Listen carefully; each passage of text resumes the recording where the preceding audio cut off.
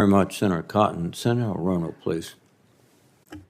Thank you, Mr. Chairman. Thank you both for being here, and Admiral Aquilino, thank you very much to you and your family for your decades of service. My very best to you in your future endeavors, and also thank you for the courtesies extended to me and my staff during your leadership in Indo-PACOM.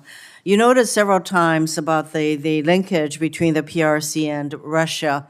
And just as that alliance is very important to those two nations, our allies are very important. And in the Indo-PACOM area, we have Japan, South Korea, Philippines, India, the United Nations. Our allies are very important to us, and that is why it is important for us to stand with our allies.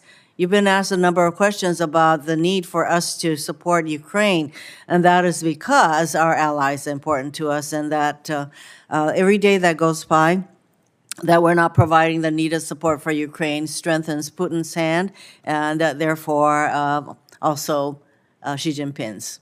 Would you agree with that?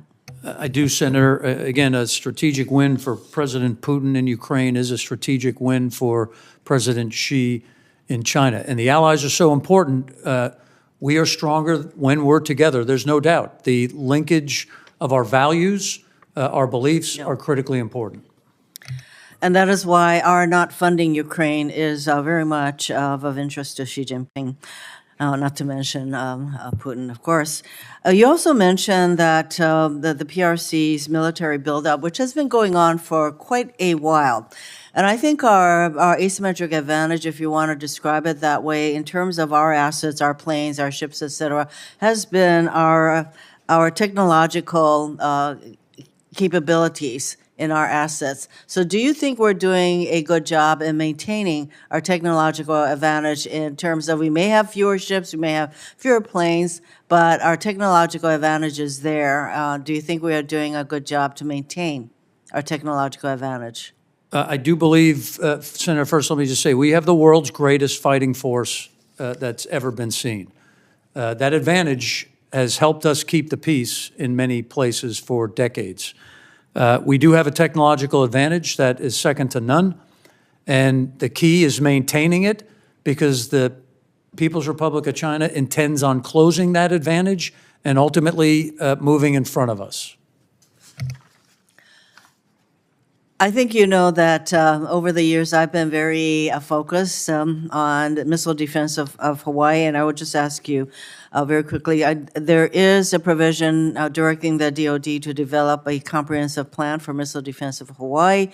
Do you think that Hawaii is currently protected from ballistic cruise and hypersonic threats? Senator, as you know, it's my responsibility to defend Hawaii. I take that responsibility very clearly and of critical importance. Hawaii is defended from ballistic missiles. Hawaii will be defended from cruise missiles should there be a threat that shows itself in the vicinity. And no one is defended from hypersonic missiles as we sit here today. Not yet. Working on it, I know.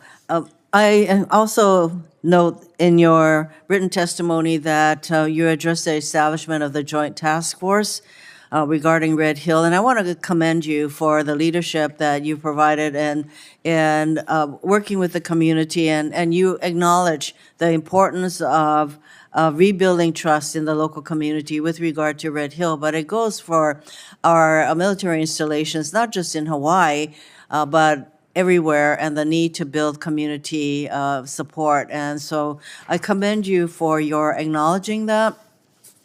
You were also asked about our recent support for the COFAs. Now that agreement took many years to decide, and so is there anything more we can do to support in addition to the funds that will be provided to Micronesia, Marshall Islands, and Palau in this agreement? Are there more things we can do to support these island nations, which serve as a bulwark against China in the Indo-Pacific AOR? Yes, Senator, thanks. We've worked with all of those island nations to do a couple of things. Number one, make sure that they can understand their maritime domain awareness and have situational awareness when threats might be in their vicinity. So that's one aspect.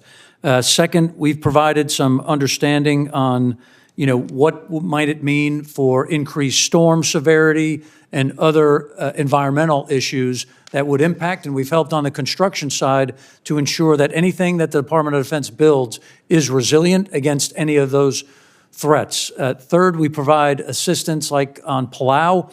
We have a deployment of Seabees that go there and support the future cooperation that we do militarily, as well as some other community service events. So that's what right looks like to me, and we got to continue to do that. Thank you. Thank you, Mr. Chair. Thank you very much, Senator Hirono. Senator Sullivan. Thank you, Mr. Chairman. And Admiral, I want to thank you and your wife, Laura,